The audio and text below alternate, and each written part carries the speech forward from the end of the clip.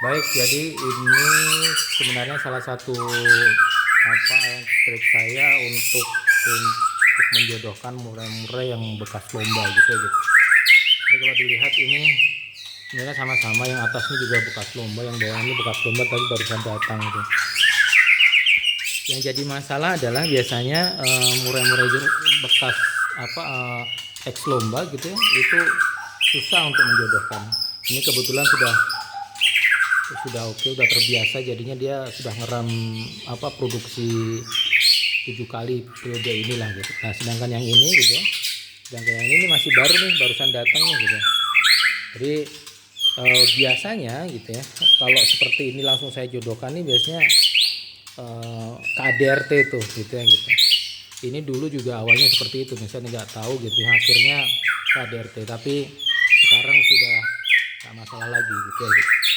Nah kalau dilihat ini karena baru datang, biasanya saya kondisikan, bisa dilihat di situ nggak ada EF, saya kurangin gitu ya, saya hanya kasih makan pur, kemudian kanan kiri saya beri betina 2 gitu ya, jadi biar dia ngebuang emosinya ke kanan kiri.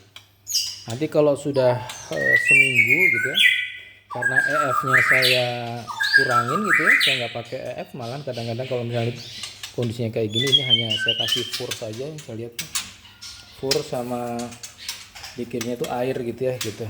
Nah kalau yang ada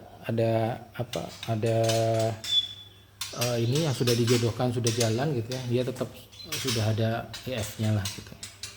Nah ini biasanya tergantung kondisinya, biasanya saya tunggu dia sudah mulai reda emosinya gitu ya, ditandain biasanya agak jarang bunyi, terus kalau kemudian ketemu sama betina nggak terlalu emosi gitu.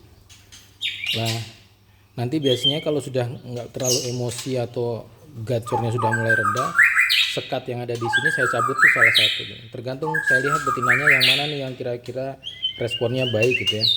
Ketika dia bunyi terus kalau ini kan masih tarung ya, ketika dia bunyi terus kemudian dia bereaksi, ya sudah saya jodohkan dengan salah satu betina yang ada. Nah proses penjodohannya kalau misalnya dia sudah oke gitu ya, tetap tidak saya kasih F gitu ya, tetap tidak saya kasih F, tapi ketika dia sudah mulai bertelur kemudian ngeram, baru setelah netas baru nanti saya kasih gitu. Nah berikutnya ketika sudah produksi sekali gitu ya, sudah akur, sudah produksi sekali, oke, F saya jalankan lancar lagi seperti biasa gitu. Jadi kalau ini dulu ini bahoro gitu ya, jadi ini susahnya minta ampun ya. Awalnya saya nggak bisa nih, 6 betina nih jadi korban gitu ya. Nah setelah saya tahu triknya ternyata menggunakan itu juga bisa gitu ya, jadi saya dropkan. Atau misalnya ketika kalau memang mau tetap pakai F nya diganti dengan cacing, ya itu juga bisa gitu. Cara kedua saya nggak dikasih F tapi masih tetap birahinya masih tetap tinggi gitu ya, biasanya saya kasih cacing aja. Nah kalau sudah mulai bertelur, kemudian betinanya sudah mulai ngeram, kemudian menetas, lah baru jangkrik itu saya berikan.